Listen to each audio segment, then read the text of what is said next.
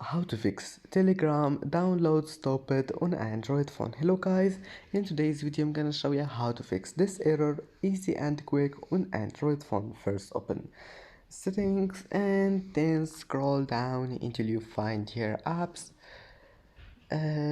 Click battery here and then disable port saving mode and now go back and go to apps and then apps again, and here you will find Telegram. Click on it and now click here data usage and allow background data. Maybe you'll find it like that. Just disable it and allow it again, and that's it. And here just now all you need to do, just go back and try again, and if that doesn't fix your problem, just you need to restart your download. So just click force stop and try again, and I hope that this video can fix your problem. And that's it for today's video. Don't forget like and see you in the next video.